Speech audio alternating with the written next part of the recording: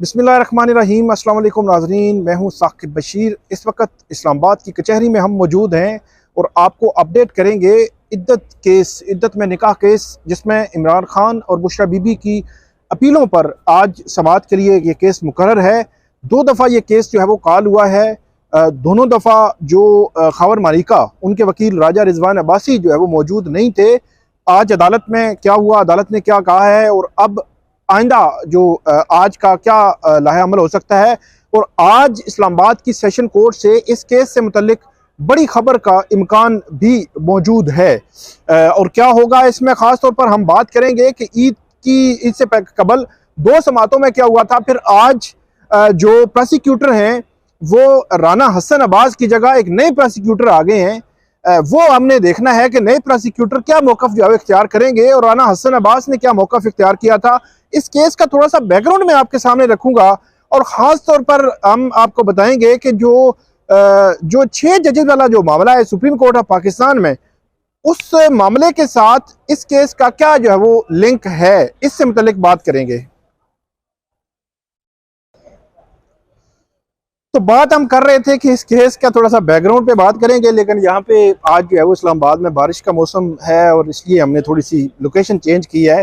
तो शुरू करते हैं कि इद्दत केस में आज क्या हुआ, प्रीवियस क्या था। 6 जजेस वाला मैं मामला आपको बता रहा था कि 6 जजेस वाले मामले में भी ये कहीं ना कहीं ये केस भी लिंक है, लेकिन हम इस वाले से कुछ हतमी नहीं कह सकते। वो किस तरह लिंक है वो मैं आपको बता दूंगा। आगे फर्दर हम देखेंगे कि सुप्रीम कोर्ट ऑफ पाकिस्तान ने इस केस में क्योंकि आज खुद नोटिस ले रखा है, तो सुप्रीम कोर्ट फिर देखेगी कि इसका फेट क्या डिसाइड करना है और किस तरह इसको देखना है। शुरू करते हैं। आज सेशन जज जो हैं शाहरुख अर्जमंद, उन्होंने आज इस केस की समाअत की। 9 बजे तकरीबन जो है वो कोर्ट शुरू हो जाती है। 9 बजे मतलब हम भी पहुंच गए। शुरू में जो है वो तलावत कलाम पाक हुई, उसके बाद केसेस कॉल हुए। 10 मिनट के बाद जो केस है इमरान खान और बुशरा बीबी का, उसकी जो अपीलें हैं उसका केस कॉल हुआ। तो इमरान खान की जानिब से जो वकला हैं, पीटीआई के वकला हैं, जो लीड काउंसिल हैं सलमान अकरम राजा, मोहम्मद उस्मान गिल, वो तो उस वक्त तक नहीं पहुंचे थे, लेकिन पीटीआई के वकला मौजूद थे। यकीनन उनका आपस में कोई राब्ता होगा। तो उन्होंने अदालत के सामने रोस्टरम पे खड़े होकर बताया कि सलमान अकरम राजा जो लीड काउंसिल हैं वो थोड़ी देर में पहुंच रहे हैं। वो सुबह ये बताया गया है कि सुबह 5 बजे लाहौर से चले थे और ऑलमोस्ट 10 बजे जो है वो पहुंच जाएंगे। तो तकरीबन उस वक्त 9:30 बजे का टाइम था। तो जो सेशन जज हैं उनकी जानिब से पूछा गया कि जो कंप्लेनेंट हैं मतलब खावर मालिका, उनका वो या उनके वकील, उनकी जानिब से कोई वकील आए हैं। तो अदालत को ये बताया गया कि उनकी जानिब से कोई जो है मौजूद नहीं है। तो सेशन जज ने कहा कि रिमार्क्स दिए कि आज हमने ये जो है वो तयशुदा है कि अगर उनकी जानिब से मतलब जो कंप्लेनेंट है खावर मालिका या उनके वकील की जानिब से कोई भी अदालत के सामने अगर ना आया तो हमने इस केस को डिसाइड कर देना है, ये तयशुदा है। ये कहा सेशन जज ने। उन्होंने कहा कि तो केस जो है वो पेंडिंग कर दिया और ये कहा कि फिर देखते हैं हम इसको फर्दर 10 बजे जो है वो टेकअप करेंगे।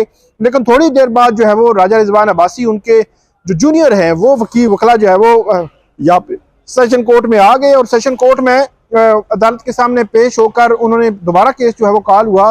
उन्होंने अदालत के सामने ये इस्तदा की कि राजा रिजवान अब्बासी जो है वो 11:30 बजे जो है वो फ्री होंगे सुप्रीम कोर्ट ऑफ पाकिस्तान से। वो सुप्रीम कोर्ट में मसरूफ हैं, कोई केस के सिलसिले में सुप्रीम कोर्ट गए हुए हैं, तो इसलिए आप जो है वो 11:30 तक केस जो है वो मुलतवी कर दें। तो उमूमी तौर पर यह होता है कि जो एक सीक्वेंस है कोर्ट्स का, मतलब सुप्रीम कोर्ट, फिर हाई कोर्ट, फिर सेशन कोर्ट, फिर सिविल कोर्ट।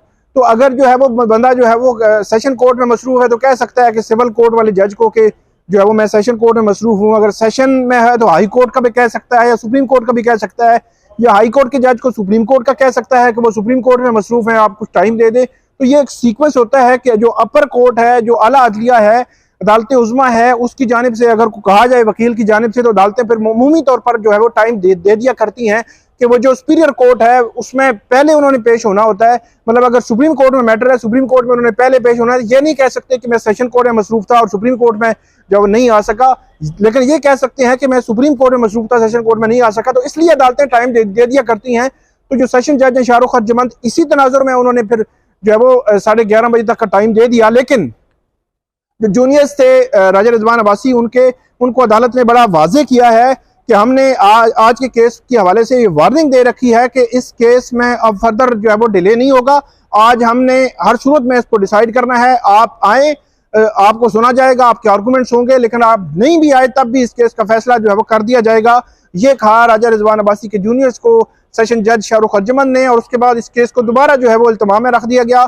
थोड़ी देर बाद फिर जो है वो ये जो राजा जो सलमान अकरम राजा हैं वो भी लाहौर से जो है वो पहुंच गए। उन्होंने भी उस वक्त तक जो है वो अदालत उठ चुकी थी, लेकिन उन्होंने भी अदालत को ये बताया कि जो रीडर हैं उनको बताया कि वो आ चुके हैं, और उसके बाद वो अब यहाँ पे इस्लामाबाद की कचहरी में मौजूद हैं। और उसके बाद ये मामला जो है वो 11:30 बजे टेकअप होगा, और 11:30 बजे जब ये मामला टेकअप होगा तो उसमें दो चीजें बड़ी अहम हैं। एक चीज तो ये है कि इसमें सस्पेंशन ऑफ सेंटेंस, मैं आपको पहली वीडियोज में बता चुका हूँ कि सस्पेंशन ऑफ सेंटेंस जो है किसी भी केस में वो ये होती है कि आपको आर्जी रिलीफ मिलता है, आपकी जो सजा मुअत्तल करके जमानत पर रिहाई, मतलब उसको अदालत क्या कहती है कि आप मुचलके जमा करवा दें, और उस मुचलकों के बाद उनको रिहा कर दिया जाता है, और वो जो उनकी अपील है उसको बाद में डिसाइड किया जाता है।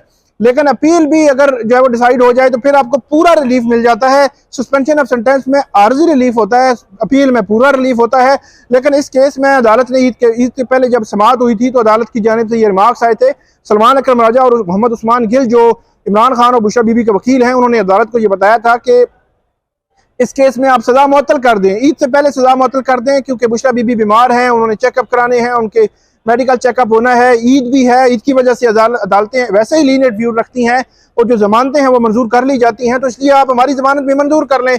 ये अदालत के सामने मौकफ रखा था सलमान अकरम राजा ने और उस्मान गिल ने, और उसमें फिर अदालत की जानिब से आर्जी रिलीफ देने की सदा की गई थी। लेकिन सेशन जज जो शाहरुख अर्जमंद है उनकी जानिब से कहा गया था कि आपने अब इस केस में जो है वो दलाइल दिए हैं, आर्गूमेंट्स, बड़े तवील आर्गूमेंट्स दिए हैं, तो हम इस मामले को फिर ये भी कर सकते हैं कि हो सकता है हम इसको डिसाइड कर दें, मतलब पूरी अपील को ही डिसाइड कर दें सस्पेंशन ऑफ सेंटेंस की बजाय। अब ये मामला भी देखना है कि क्या अदालत जो है वो पूरी अपील को डिसाइड करती है या सजा मुअत्तली। अब एक जो है वो सूरत ये बनेगी कि अगर जो खबर मानिका के वकील नहीं आते, खबर मानिका भी नहीं आते, जिसकी वार्निंग अदालत ने आज दे रखी है, तो फिर जो है वो जो सजा मुअत्तली वाला दरखास्त है, सजा मुअत्तली वाली, उस दरखास्त की हद तक अदालत जो है वो आज फैसला कर देगी। लेकिन अगर वो आ जाते हैं, वो आर्गूमेंट्स देते हैं, तवील आर्गूमेंट्स देते हैं, आज भी देते हैं और या एक और तारीख मांगते हैं, तो फिर जो है वो अदालत उसकी जो मरकजी अपील है इस इद्दत वाले केस की, उस पर जो है वो फैसला करेगी और उसके बाद इसका फेट जो है वो पता चलेगा। लेकिन अगर उनके ना आने की सूरत में आर्जी रिलीफ की हद तक अदालत जो है वो फैसला कर सकती है। इस केस का जो मैंने आपको बताया था कि इसका जो थोड़ा सा बैकग्राउंड, मतलब ईद से कबल 2 समातों पर खबर मानिका नहीं भी आए और उनके वकील राजा रिजवान अब्बासी भी नहीं आए। एक समात पर उनकी जानिब से और जो अलज किया गया था सलमान अकरम राजा की जानिब से कि वो दूसरी अदालत में मौजूद थे, इसके बावजूद वो जो है वो इस सेशन ईस्ट की अदालत में नहीं आए और उन्होंने आर्गूमेंट्स नहीं किए और वहीं से वो घर चले गए थे या स्पेशल कोर्ट का कहकर चले गए थे। ये अलज किया था खबर जो सलमान अकरम राजा ने कि वो जानबूझ के नहीं आए। बारह वो मामला हुआ, फिर अगली तारीख पड़ी तो ये अपनी जो तारीख थी वो 8 अप्रैल की थी। 9 अप्रैल को क्योंकि ईद थी तो 8 अप्रैल की तारीख में फिर राजा रिजवान अब्बासी साहब नहीं आए थे, तो उस वक्त अदालत को ये बताया गया था कि उनकी तबीयत ठीक नहीं है, तो फिर अदालत ने उसको अर्जन कर दिया था। बार बार सलमान अकरम राजा उस्मान गिल ने ये कहा था कि सजा मुअत्तल कर दें, बशरा बीबी जो है वो इस वक्त बाहर आ सकती हैं, उनके खिलाफ एक ही केस है जिसमें वो अभी उनकी जमानत होनी है। तो अदालत ने यह कहा था कि नहीं, हम दूसरी तरफ को एक दफा एक मौका देंगे और उसके बाद जो है वो इस केस का फेट जो है वो डिसाइड करेंगे। तो ये तो थोड़ा सा इसका बैकग्राउंड है। इस केस में आपको पता है कि रात 11 बजे तक जो है वो समातें होती रही हैं। जो सिविल जज थे और जुडिशल मजिस्ट्रेट से कुदरतुल्लाह, वो रात 11 बजे तक जो है वो समातें करते रहे हैं। ये तो एक सारा सिनेरियो हो गया इस केस से मुतल्लिक कि जो अदालत ने 3 फरवरी को फैसला दिया था।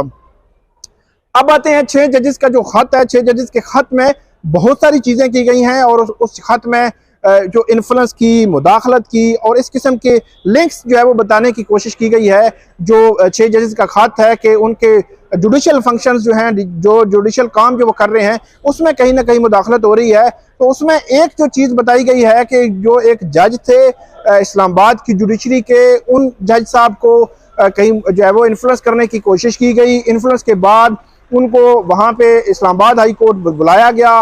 पहले जो यहाँ पे जज जो देखते थे, मॉनिटरिंग जज जो थे इस्लामाबाद की कचहरी के, उन्होंने एक नोट जो है वो लिखा जो chief justice Islamabad high court के नाम। उस नोट में उन्होंने इस चीज़ जो है वो इस्लामाबाद के जज ने उनको बताई थी, उन्होंने उस नोट में लिखी। वो नोट चीफ जस्टिस के सामने पेश किया गया। फिर जो है ये मामला खुला। फिर ये बताया जाता है कि टी रूम में उन जज साहब को बुलाया गया था और उस टी रूम में जज साहब ने वहां पे आकर ये बात की थी। हाँ, उनको कहीं ना कहीं से इन्फ्लुएंस जो है वो करने की कोशिश की गई है।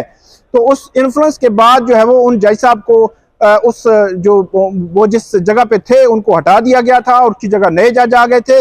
और वो जो हटाना और नए जज का आना जो है मामला, वो कहीं ना कहीं इस इद्दत वाले केस से जो है वो लिंक कर रहे हैं और लिंक एलेज किया जा रहा है कि वो लिंक्ड हैं इस मामले से। तो ये भी एक मामला जो है सुप्रीम कोर्ट के सामने मौजूद है इद्दत वाले केस की। हम क्योंकि अब बात कर रहे थे तो उसका बैकग्राउंड, उसका सारा सिनेरियो आपके सामने जो है वो रखना जरूरी था। तो ये मामला अभी सुप्रीम कोर्ट ऑफ पाकिस्तान के सामने है। सुप्रीम कोर्ट 30 अप्रैल को आज खुद नोटिस केस की समाअत करेगी और 30 अप्रैल को इसमें फुल कोर्ट बैठेगी और फुल कोर्ट बैठकर इस मामले को जो है वो देखेगी कि 6 जजेस वाले मामले में क्या होना है।